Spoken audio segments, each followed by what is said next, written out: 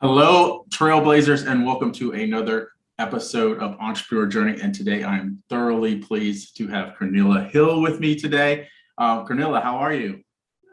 Doing wonderful. Thank you. I'm looking so forward to this interview and just conversation. Yeah, I'm excited about it. Awesome, awesome. So, Carnela, tell us a little bit about yourself. Yes. So again, my name is Carnela and I Hill. I wear many hats and I have a diverse background from interior design. I've been to the White House to decorate. I've done movies. I've done many different things. I do a lot of community work at schools and stuff. That's what I call my full-time entrepreneurship. But I also speak a lot, a coach, chaplain, ministry. I walk by faith, and everything happens around my faith.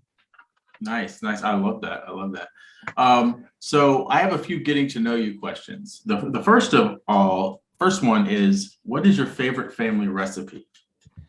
Oh, my favorite family recipe, and I don't cook it. My mama's still alive, so I still tap into my mom. Nice. But I love molasses pudding. It's one of those I don't write. It is so good. Most people will relate it to something like a gingerbread cake or something like that, but they use the molasses, and it is so tasty with some vanilla ice cream. I love butter pecan with mine, but that is one of my favorite things. Is that molasses pudding? And my friends call my mom or text my mom like, "Can you make me a molasses pudding for my birthday?" Yeah, So give me that's your how great it give me is. your mom's email. I want to text her to get that, or email So her what to it get that is too, recipe. right? and then I and then hand it off to understand. my wife because I can't cook. Yes. Oh, all right. Well, your video just there. I think we're coming back. There we go. Yes. I have to Uh, stop moving. the next question is, if you could travel anywhere in the world, where would you go? Oh my goodness. So I have been very blessed and fortunate to go to a lot of different places. Right before the pandemic, I was actually the months before they made the big announcement. I was in Israel. I went to the Holy Land. And Nice. so I was supposed to go back last year twice and it was canceled or rescheduled. And then I was supposed to go this January.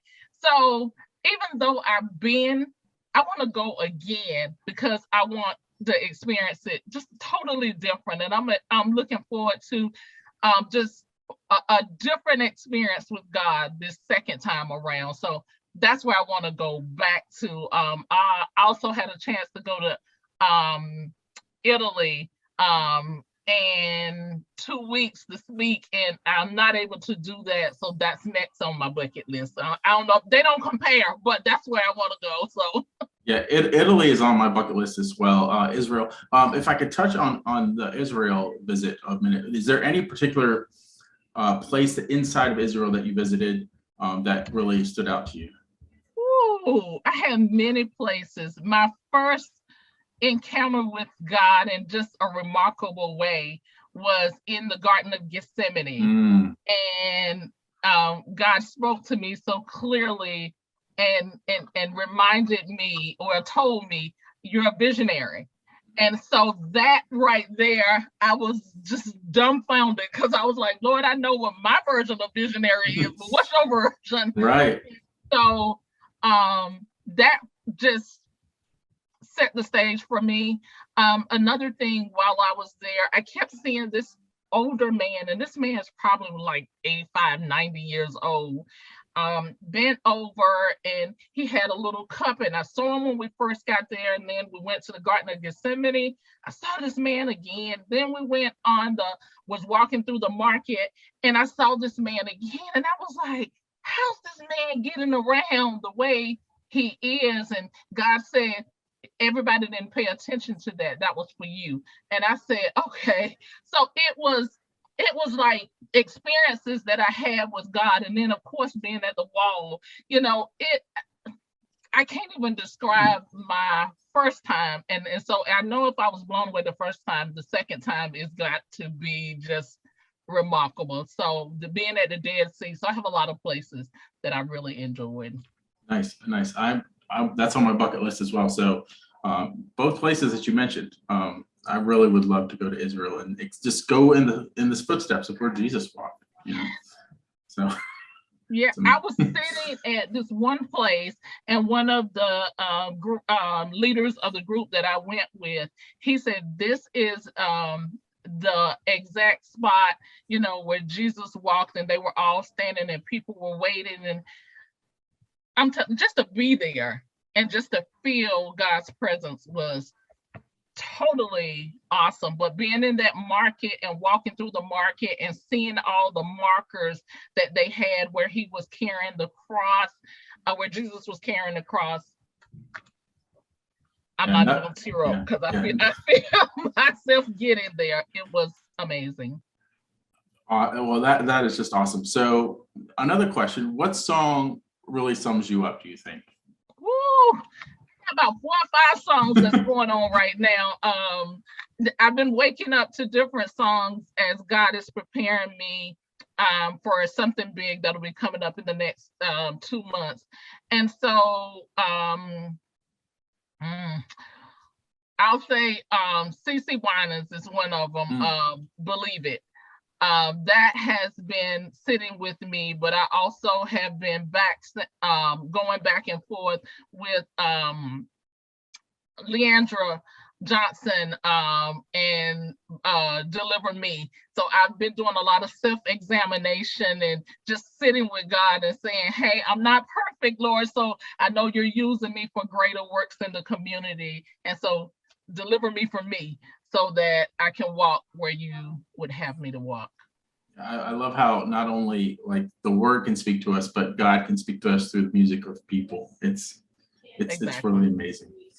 So now let's dive into your actual entrepreneur journey and like where you started and where you are now. So kind of walk us through that. Give us the cliff notes. Tell us your story. Sure. So I left corporate America in around 2006, 2008. And while I was there, I back up a little bit, I started my business while I was in corporate. I have an IT background, and people often laugh. They was like, "We didn't know you had an IT background too." And I said, "Yeah, I got several degrees. I'm just blessed like that and grateful."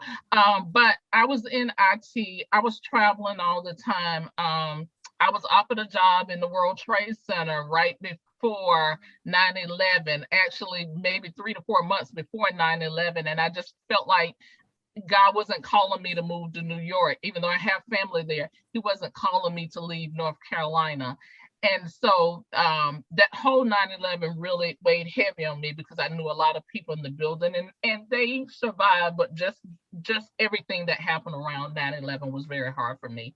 So fast forward, yes, I had my business. I started while I was in corporate, and I had the opportunity to take a job in Texas with the company or take the package. I was a district manager, and I decided I was ready to take the job in Texas, leave North Carolina, take the job in Texas, and I had one more project management certificate to get. And so I drove down to Atlanta, and I said, God, can we just talk here? What we gonna do?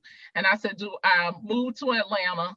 I mean, move to Texas, not knowing how long that job would last, or do I start the business full time? And I had just completed my MBA from Carolina, and God said, start the business full time. I was like, woo, I didn't expect you to respond like that. But I said, okay, I'm going to start the business full time. And I had been talking to mentors and coaches, and I was ready. I didn't realize how much I was ready to take that leap. And of course, the biggest thing was that salary that I was getting and the people and getting bonuses and stuff. And so that's what made it real hard. But I said, Lord, I trust you, and I'm going to take this leap of faith, and I'm going to start the business full time. I started the business full time. The company called me back and said, you want to consult? I went back and consulted for a little while. But I said, Lord, I trust you, and I'm just going to do this. And did it have its bumps and bruises? It did. Maybe a few years, couple of years right after that, I end up having to have emergency surgery. I was also teaching and running my business. I was teaching at the community college, interior design, my business.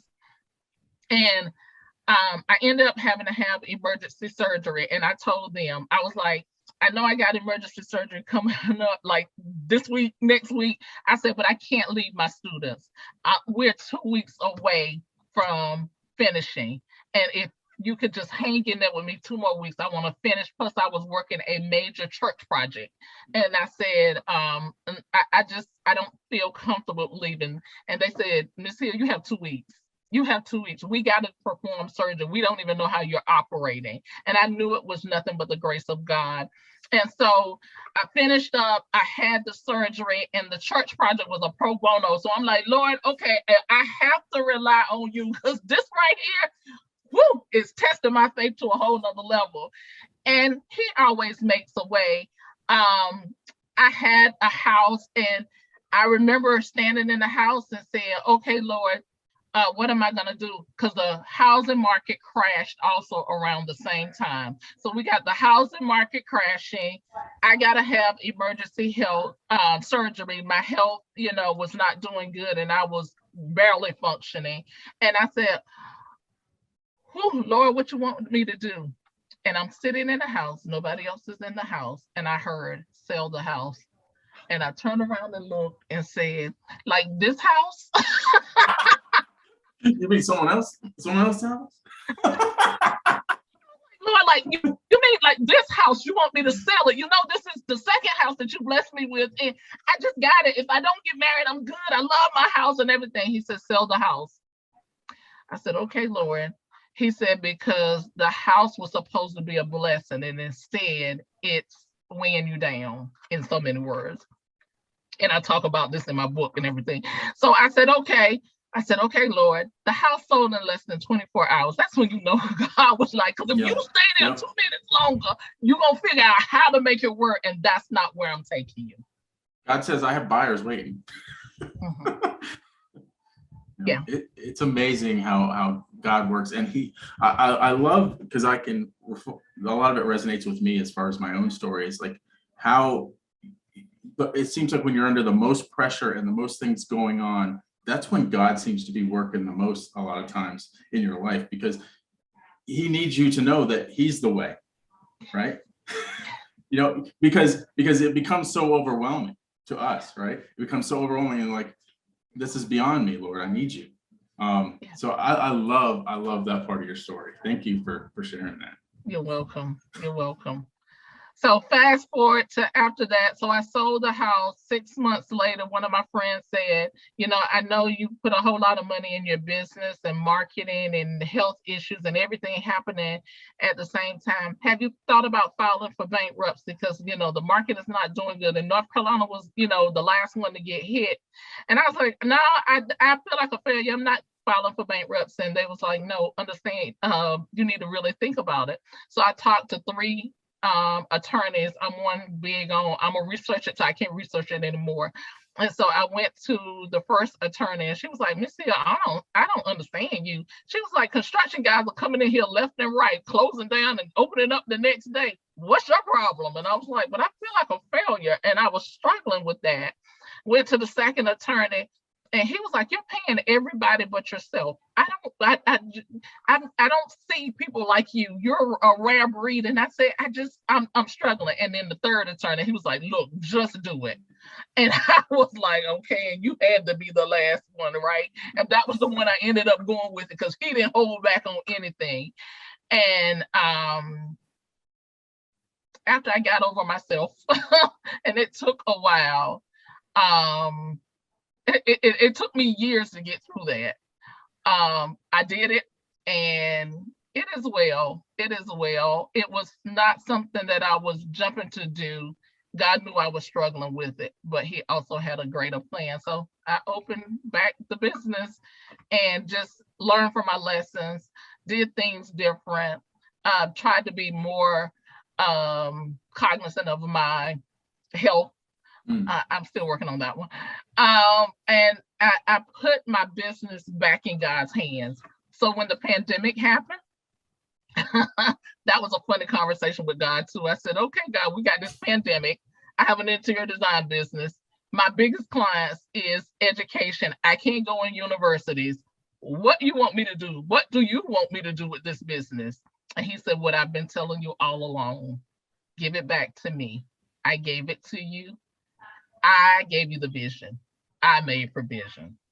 Give it back to me and I'll show you what I'm going to do with it. And I said, okay, I got it.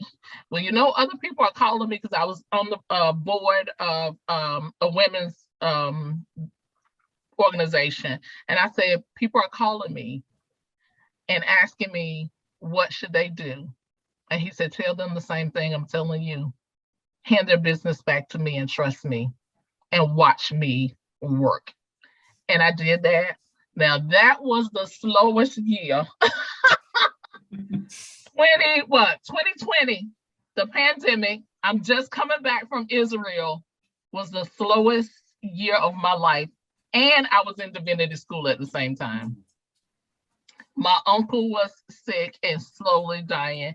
And I said, okay, well, you forced me to rest because I can't go into the universities. I can't go into people's houses. I don't want to go in their houses and they don't want me in their houses. And I said, okay, Lord. So I guess I'm supposed to focus on school this last year. Yep. And family. I said, okay. He said, I told you I would make a way for you. I'm making a way for you. And so that was my 2020. I had to rest. He pushed me into rest. He said, stop everything. But also during that same time, I birthed a devotional group, a women's devotional group off of my book. Yes. We'll get into that in a minute. Huh? We'll get into your book in a minute. Yes.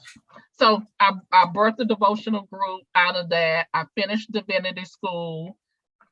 I kicked off an e-course. I did a whole lot. And I know, and when I look back and think about it now, how did I get all of that done with little resources? He said, but I'll take your little and I'll blow on it and I'll expand it. My uncle passed away. He transitioned and God blessed me to do his eulogy. But then December came. And December is the busiest time for an interior designer. Because I went to the White House to decorate, I'm often called to do Christmas trees and houses and events and stuff. And right before he said, rest. I said, like, don't do nothing type rest. He said, I need you to rest. And I said, God, me and rest don't go together. I haven't figured that part out yet. Yep. He said, rest. If you don't rest, you will be forced to rest. He said, because where I'm taking you in 2021, you will need the rest. And I didn't understand, and I struggled with it, and I struggled. And I was in rest from December 2020 to around February 2021. I read more books, which he didn't want me to do all of that. He said, relax, rest, trust me. I got you. I own you. Mm-hmm. I don't want you to do a whole lot. And so that was my life. And people say, how you function? And I said, it is nobody but God that's walking with me. And then he would show me a glimpse of stuff. And when I tried to touch it, he was like, I'm just showing you what I'm doing. I'm showing you what I'm doing. I'm giving you a glimpse, but I don't need you to touch it. I need you to stay and rest. And I speak often now about rest and balance and the importance of it. And I understand it much better now. So I rested, and it was like in end of February, March, the door opened, wide open to an amazing, he just blew my mind with it. But he also revealed some stuff to me.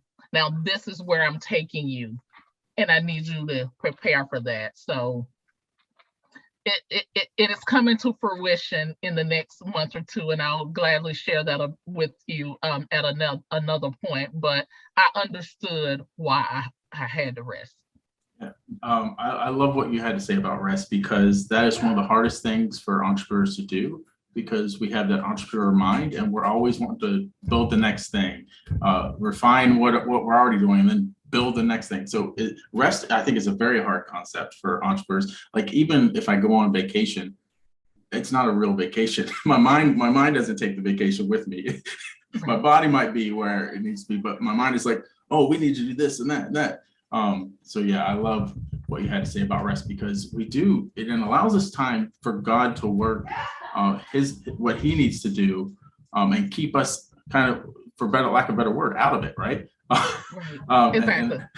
And resting and let like give it to God. So I love that, what you had to say about that. Let's dive into your expertise a little bit. One thing that I read on your website that I'm also a huge advocate about is building relationships and connections. So please share your perspective on that. I look for ways to be a blessing. And that is one of my prayers, is God make me a blessing. I was watching TD Jakes one series during my rest time, I think, or a little bit before then. And he said, ask God to make you a blessing. And that stuck with me. And so I started asking God, and I've had remarkable experiences of being a blessing and to be blessed. I walked into Walmart. This was last year. I'm just, going to get some juice, nothing big, I didn't think. And a gentleman standing in front of me, and then he leaves to go to another aisle, and I'll fast forward this. And as he leaves to go to the next aisle, he comes back, and I said, "Oh, get back in your place." And he said, "No, you ladies first." And I said, "No, I'm good. I'm not in a hurry." He said, "No, you're not going to mess up my blessing." And I said, "Ooh, I can't argue with you on that one." And he went on to tell me how he's given a kidney, and we just having a conversation, and there's a gentleman in front of me, and then a gentleman behind me walks up. But the amazing conversation just happened, and all of us are just like, they're nodding, and me and him, we're having this whole conversation. And then all of a sudden, he tells the cashier, he said, "I want to bless her, the person in front of her, the person behind her." And I said, "No, we're good." I'm sitting praying to God, how can I bless him? Because I felt like I was supposed to do something for him. And I said, "No, I want to bless you." And he said, "You take care of somebody else." He said, "This one I got." And I was just sitting there like, okay, God, you know exactly what we need when we need it. Just if it's nothing but to put a smile on your face, And so that was an opportunity to connect with some other people. Sometimes we make the connection harder than what it is, so to speak. But it was just that smile. And the young man had his son with him. So imagine that conversation that young boy had. Him and his dad was walking home when I'm leaving Walmart, and he waves at me. I waved back at him, and I just, did this. And then I rolled down the window and I said, "But God, all God." And he said, "Exactly." But imagine the impression that left on that young man's son, to say, look what God did for us today. He blessed us with groceries. The connection doesn't always have to be, I got to exchange a telephone number with you, or I got to chase you down for business. It doesn't have to be like that. God will connect us in unique ways, and you never know how it could just bless that person that day, and you never know the long-lasting impression it makes on a person. So well said. So well said. I love that story. And just to spread positivity and God's light. That's what was happening in that situation. And the more we try and do that, the better the world will be, right? Because there's so much negativity in the world, and we need to fight against it. Yes, absolutely. And the week before, 2 weeks before that, had another incident. I accidentally left my wallet in the car. I was rushing, and I was struggling that week because it was my uncle's birthday. And so the one that had passed, and I was just very emotional. I'm one that usually stands strong for the family. But that day, it was my day of bereavement because I didn't really grieve on the funeral. Left my wallet in the car, went to the deli place to grab a sandwich. get to the cash register and ring up my food. And I said, oh, shucks, I left my wallet in the car. Let me go back and get my wallet, but I don't want to hold up the line. This lady walks up to me and she says, I got your food. I said, what? I said, no, I just left my wallet in the car. Just go back and get it. She said, no, God said to pay for your food. God knew that day I was so emotional and I wasn't really thinking and I'm rushing. But this is the part I want everybody to pick up on. So we're waiting for our food to arrive, and the lady says to me, may I sit with you? She said, may we sit with you? And she was by herself, so I didn't see anybody else. I was like, okay, maybe it's her and God today. I'm okay with that. So we sit, never met this lady in my life. She said, what are you doing here? And I said, oh, I'm on this side of town. I stay on the other one. She said, do you have a church? And I was like, no, I don't yet. Like that, and just chuckled about it. And I said, okay, God, you're being funny right now. So we just started talking, and she talked about preparing Thanksgiving. Her family was coming down. She stays by herself and everything. And I said, okay. As we're talking, we're waiting for the food comes, and I said, is it okay if I bless the food? She said, sure. I blessed the food. 5 minutes later, the lady that's sitting behind us comes up and said, do you mind if I say a few words? And I said, no, go ahead. Wow. She said, thank you for the blessing. I said, you heard it? And she was by herself. And she said, yes, I did. I said, I hope it blessed you. She said it did. She said, it really blessed me. And I post different things, on Facebook, encouraging words. But what struck me was, Lord, I was entertaining angels is what I felt like. And I felt like you put two people in my path that I did not know, and you blessed all three of us. The lady didn't have to sit by herself. The lady that was behind us was blessed with the prayer. And so my message to everybody is, if you're ever at lunch, dinner, out, invite somebody to sit with you, because you don't know if they need just somebody in their presence. And I was totally blown away over the fact I left my wallet, and look what God just did. That's amazing. That's amazing.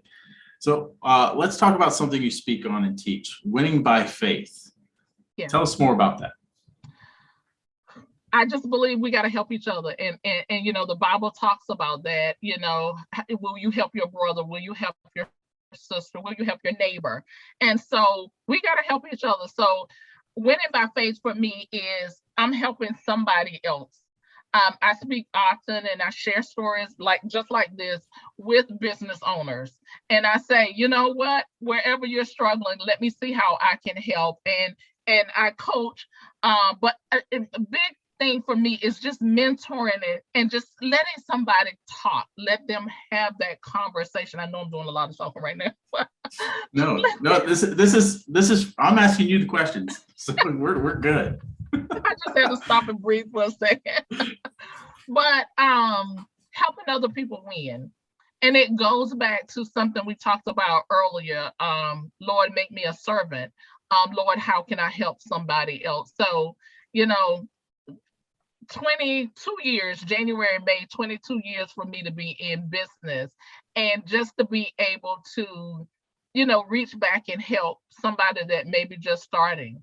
Maybe somebody that during the pandemic, I know that I extended myself because that's what I'm supposed to do, is to say, how can I help you? Those that were in retail and, struggling and saying, what in the world, people are not coming to work. What can I do? What can I do behind the scenes? What can I do in front? I can't do my normal stuff. I can't go into houses, but if I can help you in any kind of way, that's what it is about winning, is not just you win, we all win. Mm-hmm. Yep. The best business scenarios are win-win, right? So awesome. Let's talk about your book, Walking Afraid. And I know you also have some other things tied to that. I think you have a devotional group and a boot camp. So dive into that a little bit. Yes. So the Walking Afraid book, and I'm gonna grab that right quick. All right. And I don't know how well it's gonna come through, but we'll try that.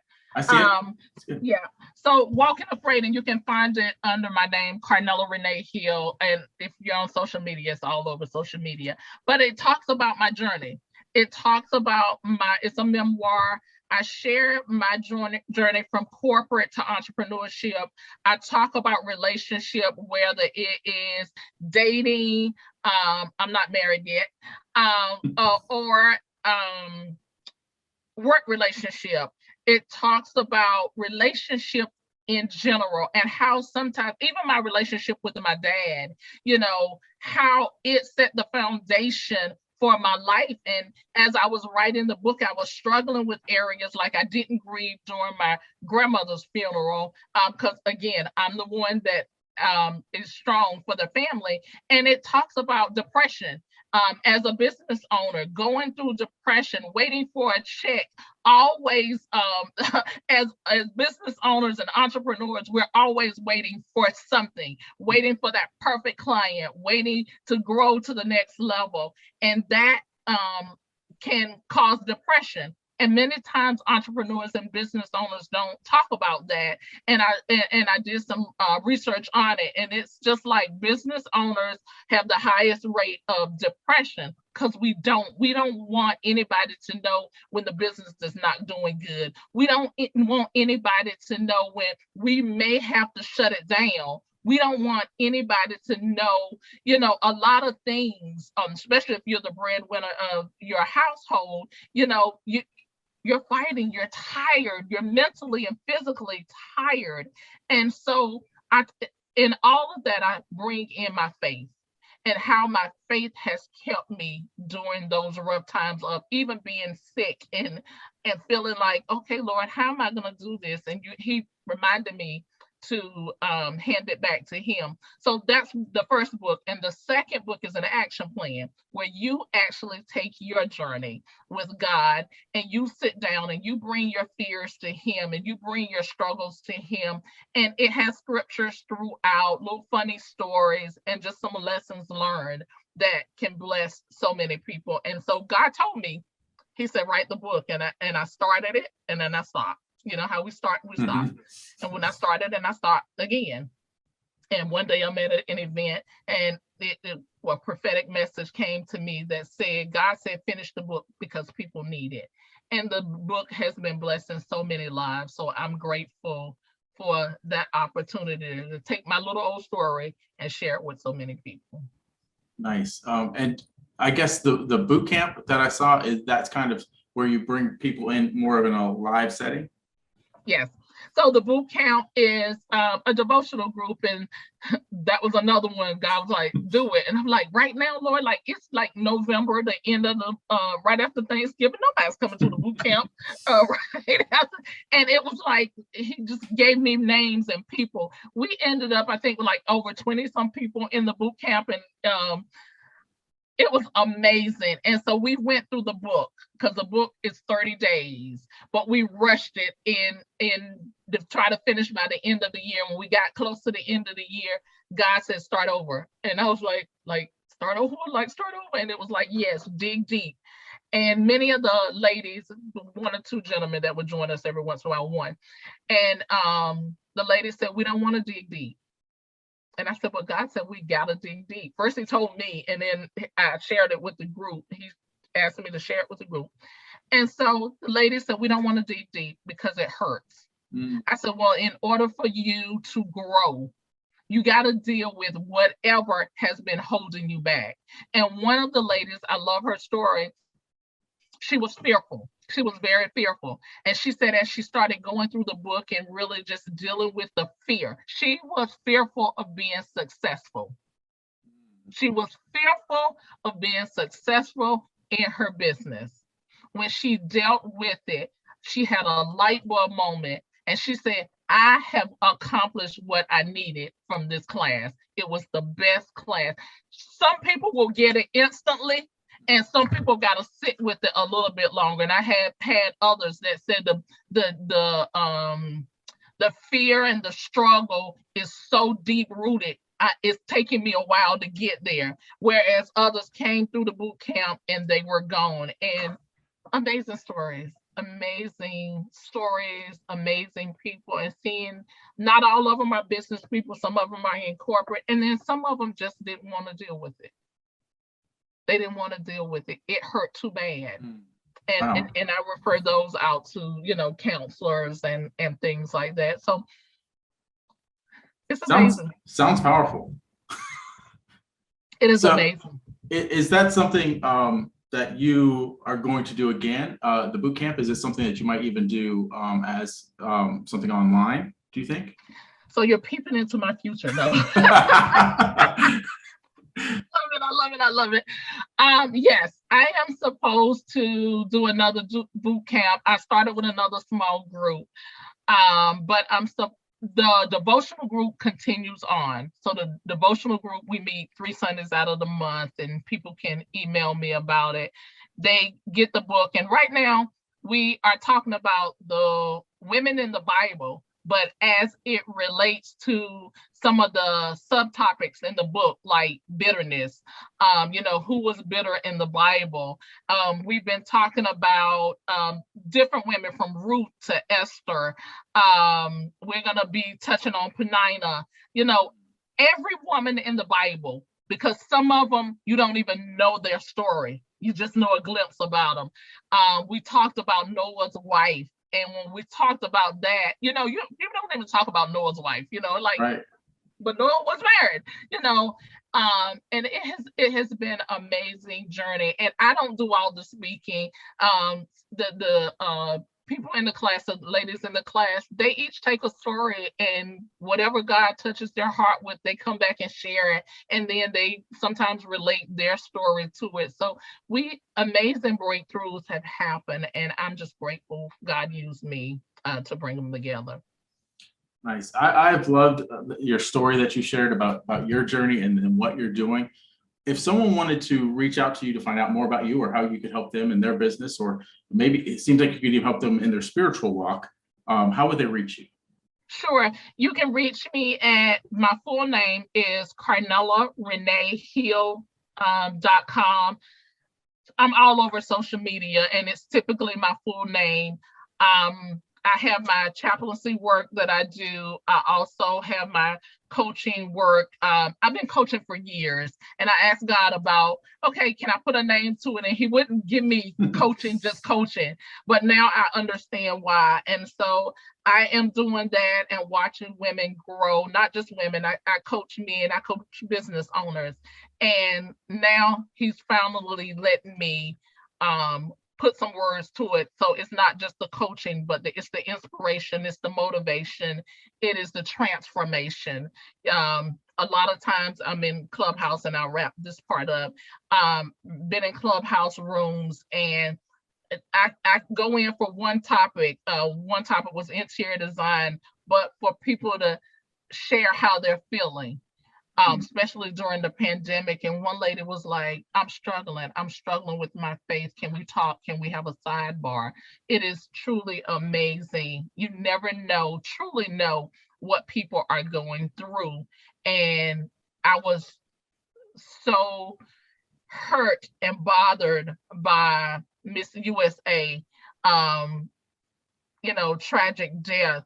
And I said, if I even more, because I talked about, and it'll be released at some point in time. We did one when Kate Spade committed suicide, and that whole thing is talk about it. To find somebody to talk about it. And sometimes we feel like we don't, especially as entrepreneurs. And I want people to know you do have somebody. You're not alone, and you're not the only one that experienced depression. So CarnelaReneeHill.com and all over social media. So feel free to just hit me up. I'm here. All right. We will put the link to the Carnela. Is it CarnelaHill.com? Yes, it's my full name, Carnela Renee Hill. Okay, we'll put the link to that under this video, wherever the video is, and it'll be in the show notes for the podcast itself. So if her story has inspired you and you would like her help in any way that she can help you, please reach out to her through her website or find her on social media. She's a friend of mine. So if you're a friend of me, you could get through to That's through right. to her from me. So I'd be glad to make that introduction for you. Once again, Carnela, it has been wonderful having you on the show. Thank you, Doug. When I talked to you before and we talked about business stuff, and then just to be able to come back, I truly appreciate you. I appreciate the Facebook group and just inspiring each other. And you put questions out there, you make us think. But I'm really grateful, because that's what we need. We need that support system for each other, and that's how we all win. So thank you. Very, very true. And until next time, Trailblazers, keep moving forward.